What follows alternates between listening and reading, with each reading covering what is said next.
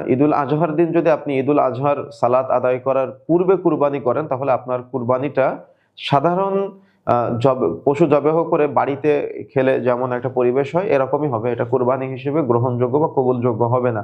আসসালামু আলাইকুম ওয়া রাহমাতুল্লাহি ওয়া বারাকাতুহু। আলহামদুলিল্লাহি হামদা শাকিরিন ওয়াসসালাতু ওয়াসসালামু আলা রাসূলিহিল কারীম আম্মা বা'দ।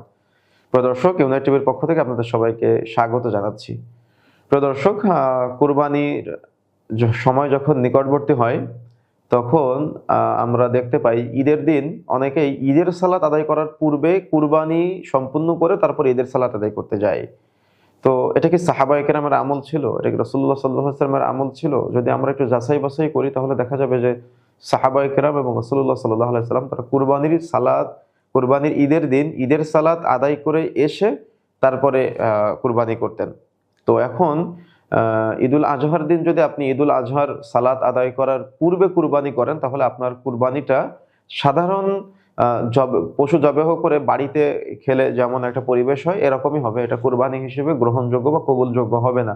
আপনার সুন্নাহ পদ্ধতি যদি আপনি ফলো করতে চান, তাহলে অবশ্যই আপনাকে ঈদের সালাত আদায় করে আসার পরে আপনাকে কুরবানি সম্পন্ন করতে হবে ইনশাআল্লাহ। সুতরাং আশা করি আমার দিনী ভাই ও বোন যারা আমাদের কথাগুলো শুনছেন, আপনারা ঈদের সালাত আদায় করার পরে কুরবানি করবেন ইনশাআল্লাহ। ফজরের সালাত আদায় করার পরে অনেকেই কুরবানি করে তারপরে ঈদগাহে গিয়ে ঈদের সালাত আদায় করতে যায়। এটা একদমই উচিত নয়। এটা রাসূলুল্লাহ সাল্লাল্লাহু আলাইহি ওয়াসাল্লাম এবং সাহাবায়ে কেরামের সুন্নাতের বরখেলাপ। সুতরাং ঈদের সালাত আদায় করে এসে তারপরে কুরবানি করবেন ইনশাআল্লাহ। এরপরে আরেকটি বিষয় আমরা উপস্থাপন করতে পারি, সেটা হলো যে যদি আমরা কুরবানিটা ঈদের সালাত আদায় করার পরে এসে না করি, আমরা যদি আসরের সালাতের পরে করি, তাহলে কি কুরবানি হবে? জি, আপনি ঈদের সালাত আদায় করার পরে আপনি পরবর্তীতেই সঙ্গে সঙ্গে কুরবানি করতে পারেন। আবার দেখা যাচ্ছে আসরের পরে কুরবানি করতে পারেন, ঐদিন সন্ধ্যার পরে কুরবানি করতে পারেন। এরপরে আরো ৩ দিন আপনার সময় আছে, যে ৩ দিন আপনি কুরবানি করতে পারবেন ইনশাআল্লাহ। কিন্তু ঈদের সালাতের পূর্বে না। যদি আপনার ব্যস্ততা থাকে, তাহলে আপনি ঈদের সালাতের পরে যদি আপনার ব্যস্ততা থাকে, তাহলে সেই ব্যস্ততা আপনি পূরণ করে তারপরে কুরবানি করেন। কিন্তু ঈদের সালাতের আগে আপনি কুরবানি করবেন না।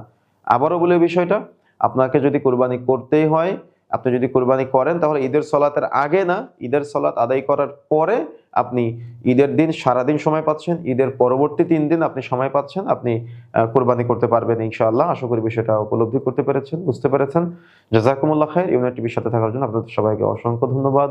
আসসালামু আলাইকুম ওয়া রাহমাতুল্লাহি ওয়া বারাকাতুহু।